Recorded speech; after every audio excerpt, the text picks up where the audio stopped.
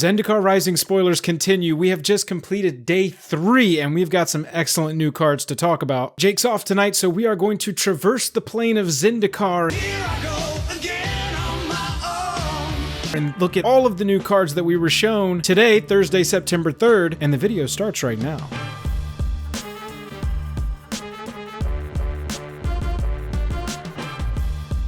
Special thanks to our Patreon supporters who power our channel. Check out our Patreon for monthly giveaways, exclusive content, and even a starring role in our fan fight series. Link in the description below. Hello and welcome to the day. Thank you for spending your time with us. Welcome back to another episode of Jake and Joel Are Magic. I'm Joel. We're going to go through day 3 of Zendikar spoilers and look at some of the excellent new toys that Wizards has given us to play with. But first, if you like the video, by the end of it, go down there and hit that like button, hit that subscribe button. Really helps us out with just the click of a button. Let's jump right into it. So if you look right over here, last night we finished off with this instant strike the gaming wrist is how they've labeled it on Scryfall. They have these funny names for the cards until we get the true translations of the names. So let's go from there. Here we've got each opponent loses 4 life and you gain 4 life on a 6-cost sorcery. And on the other side of it is a swamp. So it's another one of those modal DFCs. We've got the power of friendship is what they're calling it. Choose target attacking or blocking creature. This card deals damage to that creature equal to twice the number of creatures in your party. We've seen this kind of removal in Limited before, where it deals damage to creatures based on it can do just a number of damage. This one plays with the party mechanic, so it makes sense. Let's look at the first real card that I think will have some application, and that's Roiling Vortex. 1 red, 1 other for an enchantment. At the beginning of each player's upkeep, it deals 1 damage to them. Whenever a player casts a spell, if no mana was spent to cast that spell, Roiling Vortex deals 5 damage to that player, and for 1 red, your opponents can't gain life this turn. Now, this was very clearly created to fight against Fires of Invention decks. Unfortunately for Roiling Vortex, that card has been banned in Standard. It's maybe got some applicable use in older formats that might be cheating in cards or casting spells for free, but in Standard I would say that that's not going to be a card that we see that much of. Coral Helm Chronicler is a rare blue card, blue and 2 other for a 2/2. When you cast a kicked spell, draw a card, then discard a card. When it enters the battlefield, look at the top 5. You can reveal a card with a kicker ability from among them and put it into your hand. It'll be a good rare in Limited probably. This is not that good for Constructed in my opinion. Soul Shatter, 1 black, 2 other. Each opponent sacrifices a creature or planeswalker with the highest CMC among creatures and planeswalkers they control. This is a fine card. You would prefer targeted removal. It is instant speed, so that's nice, but it's just, I would rather have a card that's going to destroy the exact creature or planeswalker that we want to destroy. Now, if we do get some sort of indestructible thing happening here, maybe we'll see Soul Shatter, see some sideboard applicability, but other than that, I think that targeted removal is going to be preferred over this card. Here we've got a 2-cost mana dork that flips over, and it is a forest, so you can either have mana on a stick or mana on a land. Okay, cool. Full art Soul Shatter and Emeria's Call. Look at this card. 3 white, 4 other to create 2 4/4 white angel warrior creature tokens with flying. Non-angel creatures you control gain indestructible until your next turn. The flip of it is a plains. However, this one, unlike some of the others we've seen, can enter untapped for 3 life. I think that this card is going to see play. I'm not sure exactly what deck wants a 7-cost sorcery to put 8 flying power in the air and have your non-angel creatures gain indestructible until end of turn. However, the fact that this can be a useful comes in untapped land or a sorcery, this side seems to have enough power to make it viable. Again, I'm not sure what deck wants it, but this card, I would say, could see some play simply because the other side of it can come in untapped, and that's not something that we've seen except for the dual lands, the pathways, as modal DFCs. Here we've got a take control of kind of spell, 3 blue X, costs 3 less if it targets a creature whose controller has 8 or more cards in their graveyard, so this plays off that rogue sub-theme ability. Gain control of target creature with converted mana cost X. So if they've got 8 cards in their graveyard, you can cast this for 3 and gain control of a creature with converted mana cost 3 or less automatically, and then you can pump more mana into it. 4 to take control of a 4 or less, 5 to take control of a 5 or less, and so forth. I think that's pretty cool. It's definitely a limited spell that I would play. I don't know about Constructed. That kind of spell doesn't really find a ton of place in Standard.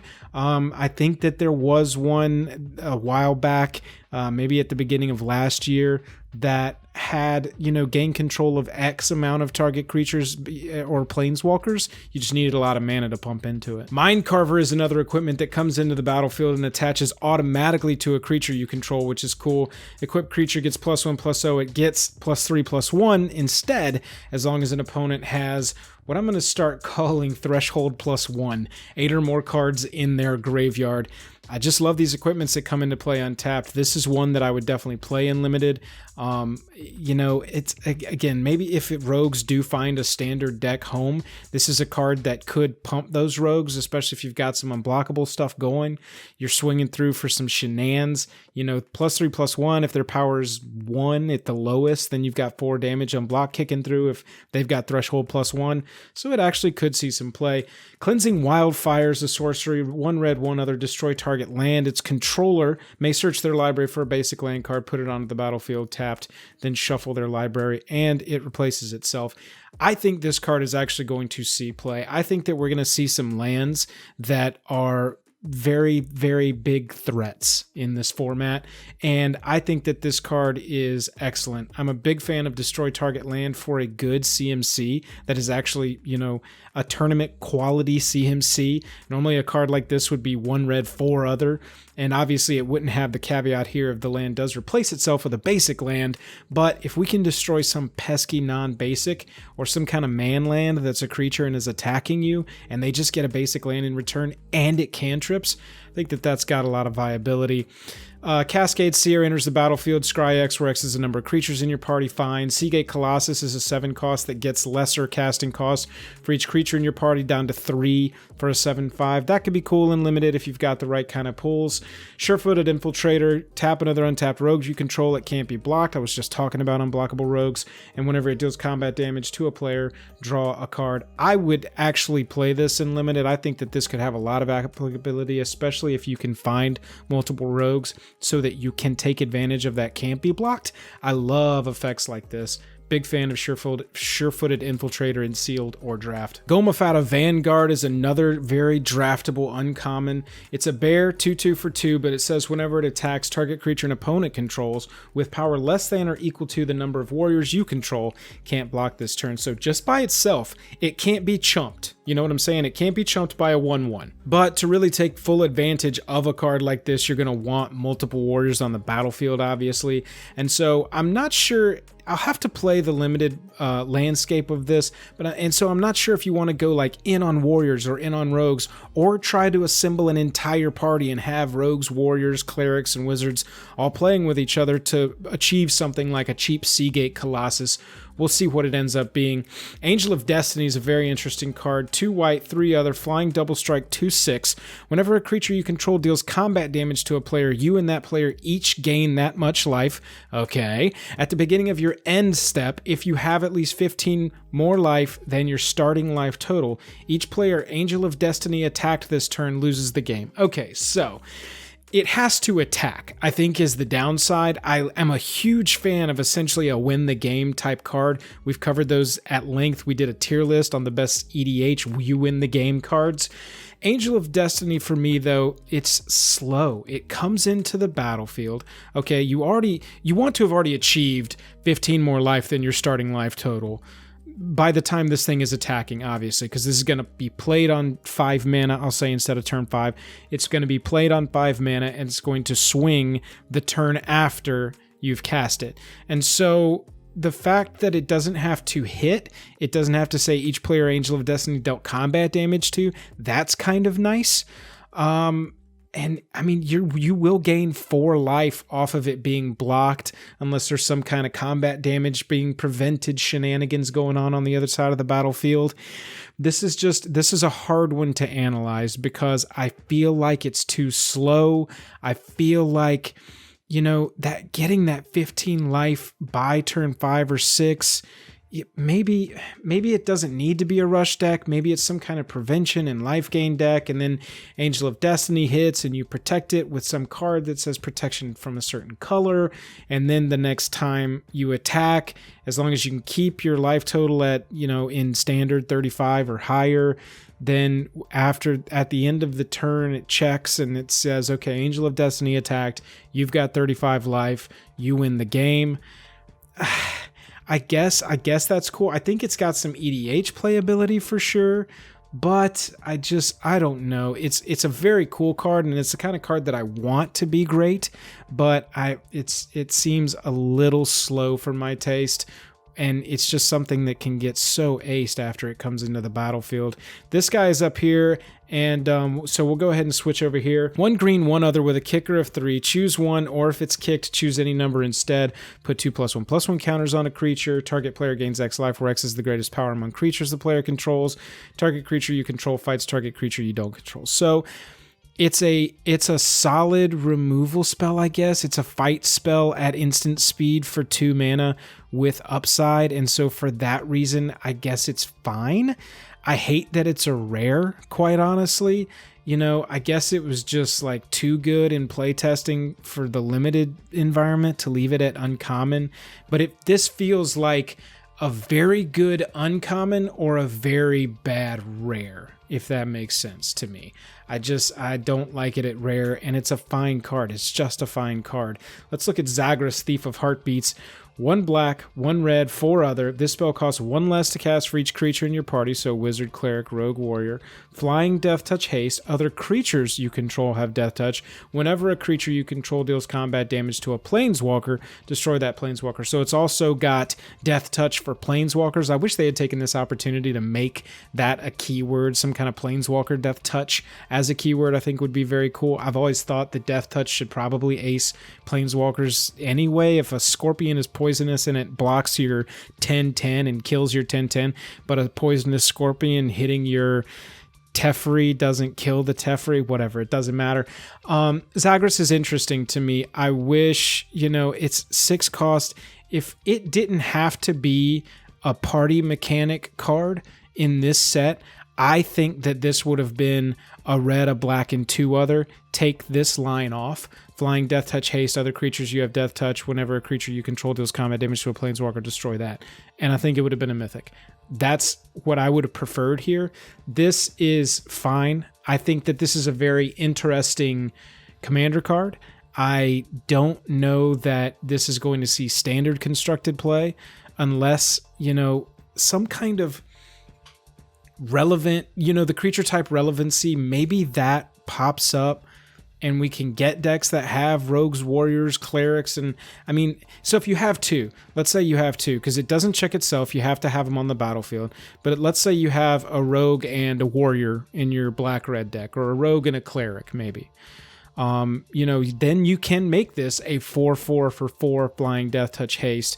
You just have to have those creatures on the battlefield. So we'll see if it gets the support. That's really what a lot of these cards need. Is this card is good and it can be good, but the support has to be good as well. It's like Jake said in yesterday's video, you don't want to be giving up slots in your deck just so that you can make Zagras cheaper. You want to make Zagras cheaper, but you want to achieve that with good cards. So we'll see if that ends up being the case.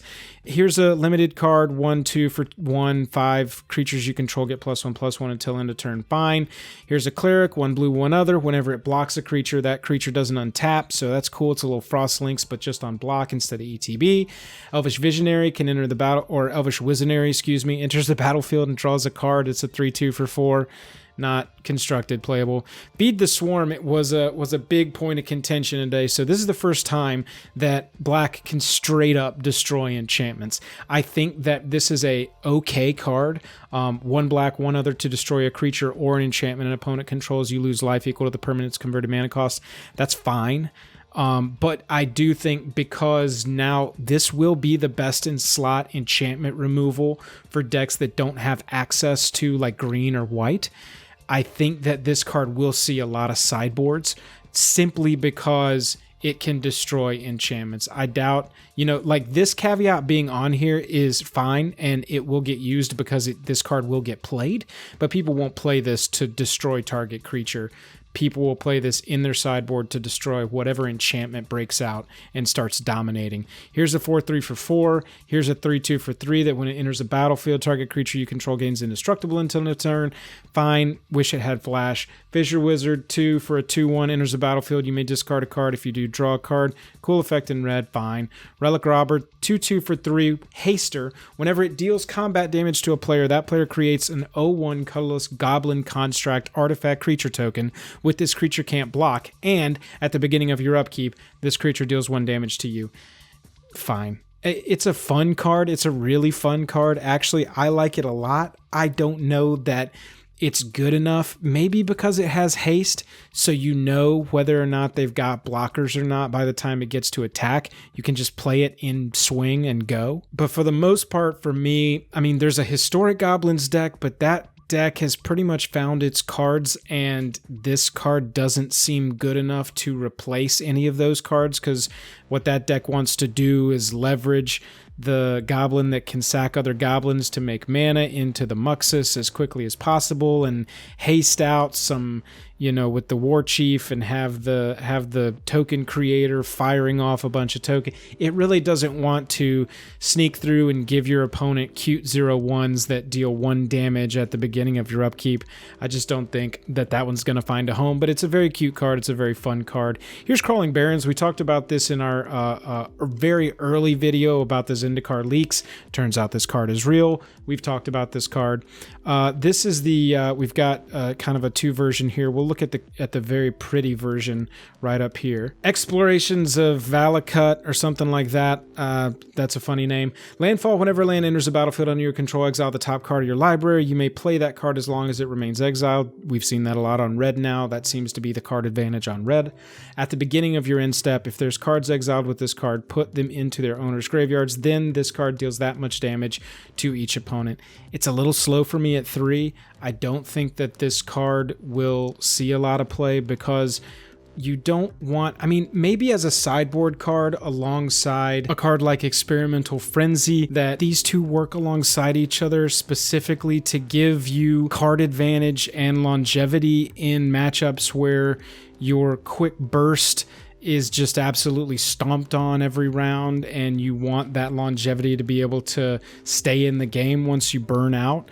Maybe this card has some play in a strategy like that, but I don't think that it's a main deck card just by itself. We see Skyclave Geopede. This reminds me of Plated Geopede from back in the day.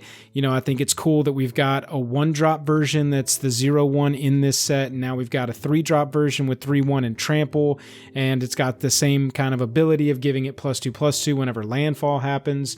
Plus, we've got this sweet showcase version, and that's super cool. We've got this new legendary here, white, green, 2 other for an elemental boar. When it enters the battlefield, search your library for a basic forest and a basic plains, reveal them and put them into your hand, then shuffle your library.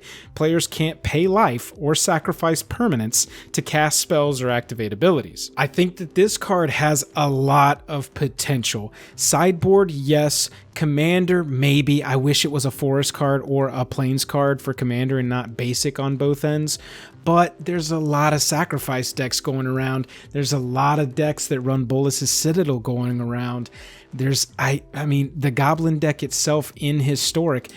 There's a lot of different decks right now that paying life and sacrificing things to cast spells and activate abilities is a huge way that they build advantage. And so having a 4-drop 4/4 that shuts that off completely is very viable. Sideboard probably, but still hugely viable. Seagate Stormcaller is a 2-cost wizard with a 5 kicker. When it enters the battlefield, copy the next instant or sorcery spell with CMC 2 or less you cast this turn when you cast it. If Seagate Stormcaller was kicked, copy that spell twice. Instead, you may choose new targets. So to copy a spell, you're going to have to pay 2 mana. This comes onto the battlefield, and then you have to pay another 2 mana. So you need minimum 4 mana to pull this off. I guess you could actually cast a CMC 1 spell and have that copied How impactful that'll be, I'm not sure. It obviously was made Mythic for a reason. This seems, again, like the kind of card like yesterday. This kind of seems like the kind of card that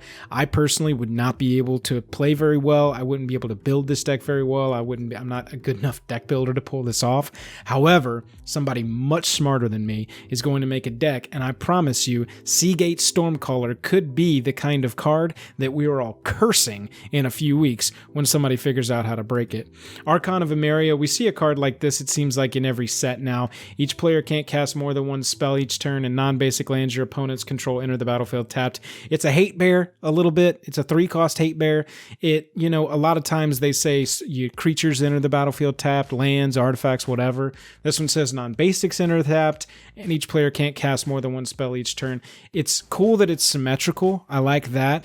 I also like that, maybe now we're seeing enough of these that a deck like this might work in Historic, some kind of permissions deck, turns off ETBs with Hushbringer, makes your stuff come and play tapped with Archon, makes your stuff cost a little bit more with Wingmare. Cards like that, I think, there might be enough of them at this point. We'll see if a deck can emerge with it. Songmad Treachery is up next. 2 red, 3 other for a gain control of target creature until end of turn, untap it, against haste. We've seen that a ton. But on the back of this is a red mana that comes into play tapped. I think that this card is sneaky good. This effect is always good. This is a little expensive to pay for that effect. We've been very, very conditioned to think that Act of Treason at 3 mana is how much we should be paying for that.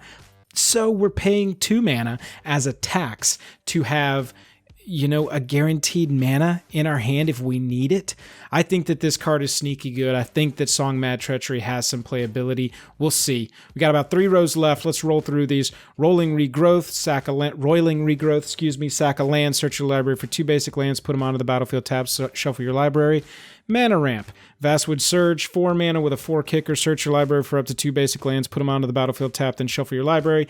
If the spell was kicked, put 2 +1/+1 counters on each creature you control. Mana Ramping, Creature Growth, Roiling Regrowth again. Adventure Awaits, we see cards like this in every set too. 1 green, 1 other, look at the top 5, reveal a creature card from among them, put it into your hand, put the rest on the bottom. I do like this caveat though here at the bottom. If you didn't put a card into your hand this way, draw a card.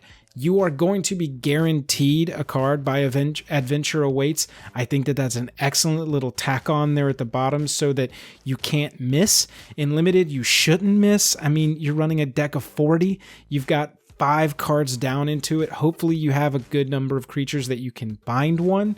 So I really just think that, it's a nice additional wording version of a card that we see all the time. Let's open this one up because I don't read that language. Creatures you control get +2/+2 until end of turn. So we're paying a 1 mana tax on ability that normally is about 4. We've seen it be 3 so that we can have a white mana on the back to, use if we absolutely need to. These are ones, I've said this in every video about these so far, these are ones that I need to play with and feel how they feel mechanically and see if I like it or not. On the surface, I think it's a great idea. It leads to, fewer non-games. And so I think that this is going to be fine. We're going to have to see if paying additional mana for effects that we know have been cheaper in the past, just because there's a land on the back, we'll have to see if that's worth it. Bubble Snare is another card that we see a version of, it seems like in every set, but I like this version, I think the best of any of these I've ever seen. For 1 mana, you get Enchanted Creature doesn't untap during its controller's untap step. Great. However, it's got a 3 kicker, so 4. When Bubble Snare enters the battlefield, if it was kicked, you get to tap that creature and you don't have to wait for its controller to tap it. I love this. I'm a huge fan of how this is designed. This is so clean and such a good use of kicker. Bubble Snare at common is just sneaky, beautiful design to me. I love this card. I know I'm gushing over a common, but the design of this is just so clean and tight and such a great use of Kicker. I can't talk about it enough. Broken Wings, we see cards like this all the time. Destroy an artifact or enchantment, a creature with flying for instant speed 3. Fine. We've got a 2-mana 2/2. First spell you cast each turn with Kicker costs 1 less to cast, so that's very good. And whenever you cast a kick spell, put a +1/+1 counter on it. More use of the mechanic. Again, you know, we saw in Ikoria cards with like this that grew every time you mutated stuff. It makes sense to have that in the limited environment so that you can, you know, really showcase your new mechanics. Paired Tactician, 3 cost 3/2. Whenever it and at least one other warrior attack, put a +1/+1 counter on it, which goes back to my thinking. I'm wondering, should we like just focus in on one of the tribes? Should we really try to have a whole adventuring party and have some big payoffs on the end? We'll see. Rockside Sorcerer, whenever you cast an instant sorcery or wizard spell, it deals 1 damage to any target. Not bad. 4 mana is a little steep though. 3/3 won't see standard constructed play, but it will see a lot of limited play, and I think it'll be good in limited. Namana Skitter Sneak is a 4 mana 3/4. As long as an opponent has 8 or more cards in their graveyard, threshold +1, it gets +1/+0 and has menace, so it turns into a 4/4 for 4 with menace. Excellent. I love this common. If you can figure out a way to really get that rogue payoff of 8 cards in their graveyard achieved as quickly as possible, cards like this are going to be the bomb. Malakir Blood Priest, 1 black, 1 other for a 2/1. When it enters the battlefield, each opponent loses X life and you gain X life, where X is the number of creatures in your party. Another use of party. Again, we'll see if it goes wide, or we'll see if you should go all in on like maybe 1, maybe 2. We'll see. That's Thursday's card. Let's close the book. Thank you so much for watching. We will be here every day of Zendikar spoilers rolling right along. This set, I'm just so excited. We're kind of into the middle here. We're going to hit a slower point Friday, Saturday, Sunday, Monday, and then I would think Tuesday, Wednesday, Thursday, as this wraps up, we're going to see the big hitters. We still have yet to see the commander decks. Really looking forward to what we have coming. If you liked the video, like I said, hit that like button, hit that subscribe button. If you want to support us further, we have a Patreon. Link is down in the description below. Monthly giveaways, access to our Discord, lots of behind the scenes stuff. Go check it out and see if you're a good fit. Other than that, I'm tapped out. See you tomorrow.